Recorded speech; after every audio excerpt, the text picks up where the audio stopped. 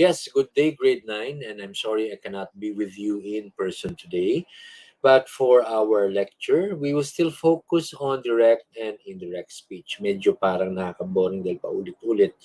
But that's the rule of grammar. You need to repeat it and repeat it so that you can master it. Remember our basic principle on direct speech, it is more of a said speech, and then indirect speech is more of a reported speech. Now, as a review, let me show you a video so that we can have a recap on what direct and direct speeches are. Okay, so please hang on while I show you the video.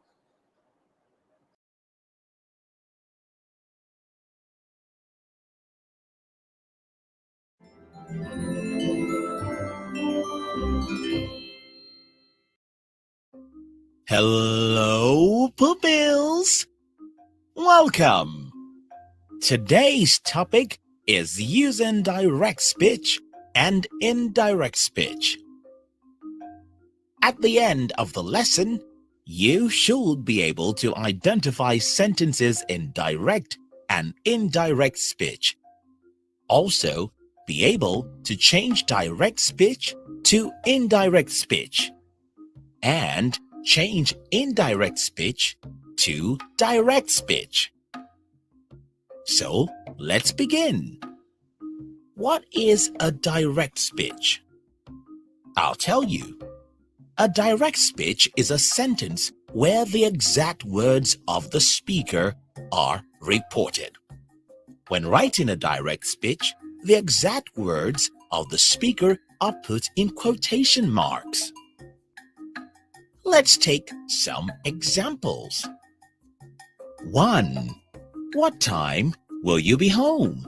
She asked. 2. There is a fly in my soup, screamed Doris. In these examples, the highlighted words are examples of direct speeches because the exact words of the speakers are inserted within quotation marks. Now, let us learn about indirect speech. An indirect speech is also called a reported speech. Well, unlike a direct speech, it is a sentence where the exact words of the speaker are modified before being reported. Let us see some examples. He said that he would read the magazine. She said she had eaten her food. You see that?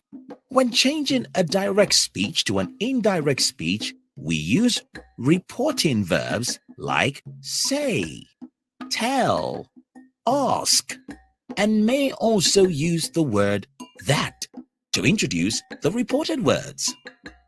Let's see some more examples. She said, I saw him. That's direct speech. She said that she had seen him.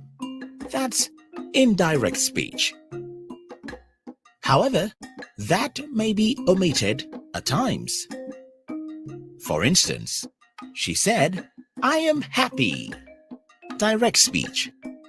She told us she was happy. Indirect speech. An indirect speech can be converted to a direct speech as well. Let us see some examples. John said he was going out. This is an indirect speech, right? Good.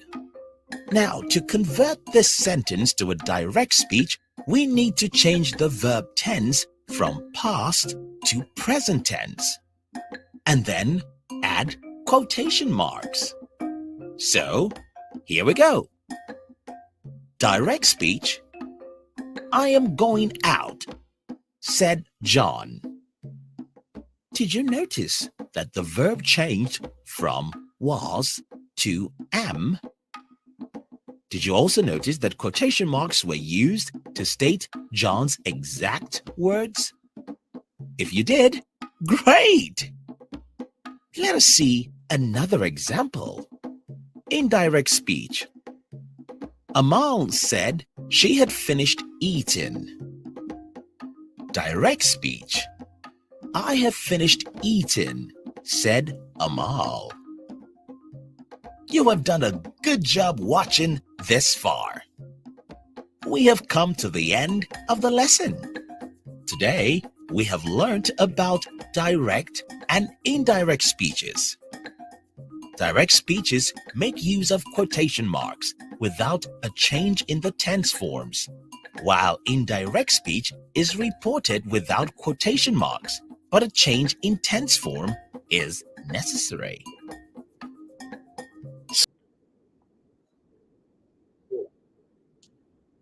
So that is a basic summary of direct and indirect speech, and most of you have already somehow known that. So it's only more of a review for you here in class, so that we can get to master the importance of direct and indirect speech and how it relates. For today, we will be applying it in literature. So this is a practical application of our lecture for today.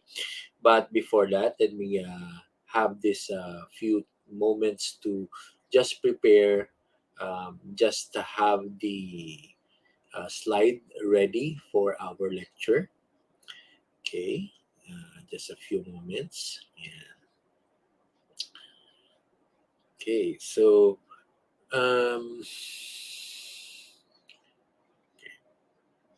here it is. Okay, so direct and indirect speech in literature, particularly in literature. For our learning competency and the objectives, it is to recognize how authors use direct and indirect speech. For objectives, identify the importance of direct and indirect speech to literary texts. Explain how direct and indirect speech enhance the literary text, how they develop, how they enhance. Our essential question for today is very simple. How do direct and indirect speeches enhance and further elevate the value of a literary text? So, paano nga ba? Okay. So, let's move immediately to our vocabulary words. For our vocabulary words, we have five. Number one is extremity, that is further, fast, uh, farthest apart. The example is the boy was badly injured in his lower extremity. Number two, grumbled, that is complained. He grumbled all day because of what the boss ordered him to do. Number three, unsettled, to make someone worried or upset. Let's go to number four, sentient, that is able to feel, see, hear, and smell. Some scientists are working on making sentient robots. And number five is bereaved, someone who's sad for the death of a loved one. Bereaved family are will receive help from the government. Now, if you check out the words extremity, grumbled, unsettled, and sentient and bereaved, what are the words that you have used in this particular series of words? And it's important for us to see the fact that all of these are words that we can use in our daily use. Now we will check a literature entitled Oakdale Boys in Camp. So let me first take away the PowerPoint, and let me immediately go to the reading. And this is just a short reading, and let's discuss this a few bit.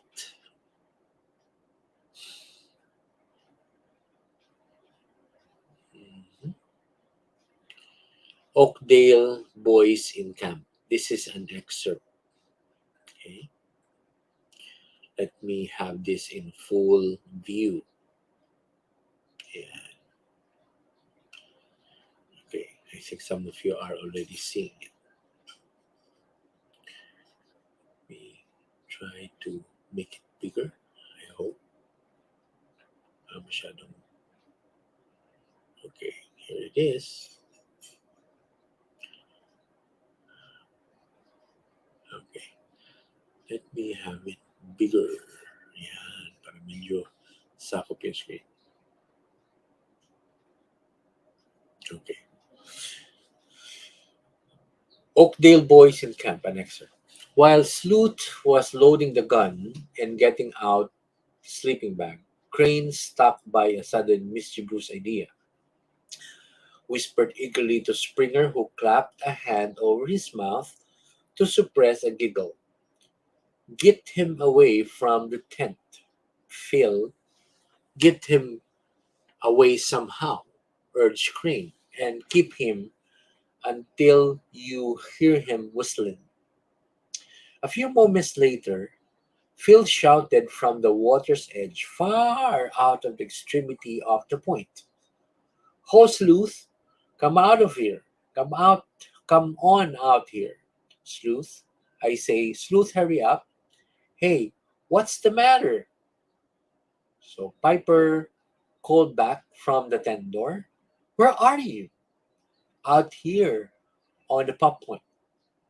Out the close, out close to the water. There's something jumping in the water, and I think it must be fish. You know all about fish, so come out and tell me if I'm right. Piper hesitated and grumbled, but the others urged him to go. We wanted to know if there's a fish around here, said Crane. For if there is, Mabel, we can catch a mess for breakfast. Go on, out sleuth and see. So if you notice that the English here is a bit more of the Texan kind, Texas parang cowboy, no? And for this, let us check some of the examples of the uh, direct and indirect speech. So let me come back again to our slide. Mhm. Okay,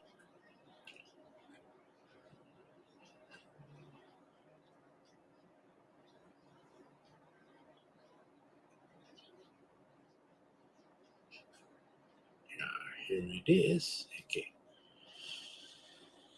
So here are the questions that we can ask with regards to that. So how did you read the direct and indirect speech? Notice that direct speech has quotation marks, while indirect speech have reported points.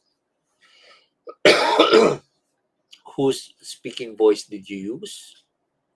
What emotion did you feel as you read the lines? So there are varied emotions like excitement.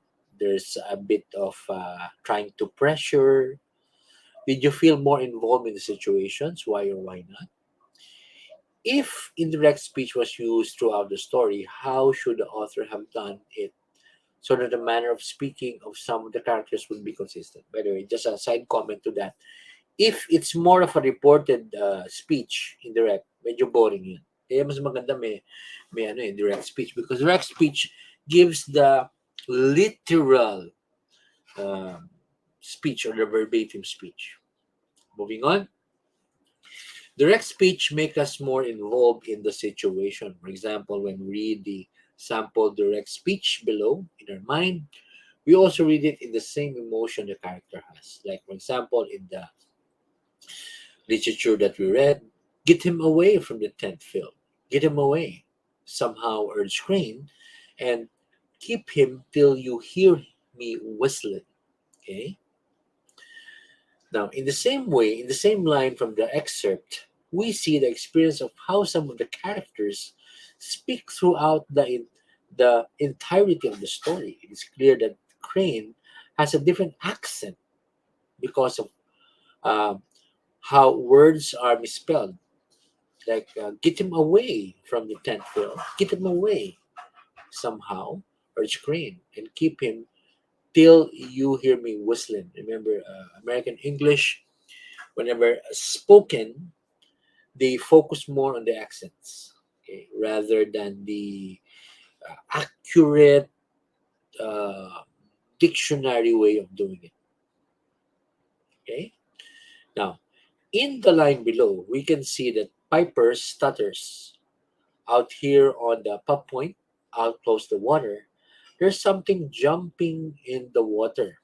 Okay, so let me show you that slide.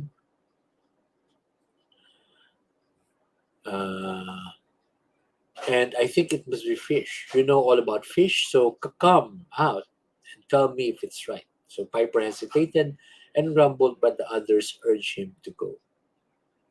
So you see that example again in our discussion. Now, if we move on, indirect speech is more descriptive than direct speech. So situational information is directly represented. So class, that caps off our discussion for today. And if you have any questions, maybe on the next lecture that I'm there, you can ask it. But the point of the lecture is that it is a part of our discussion. So again, direct speech is more of the verbal, literal way of doing it, of saying it, while indirect speech is the reported way of saying it. Also, I have left your assignments, exams, and quizzes for today. So I hope that you enjoy these activities. And my wish for today for you is that you will have a nice and a great day. So again, we'll see each other on, I think more of online on Thursday. So enjoy your time and God bless you.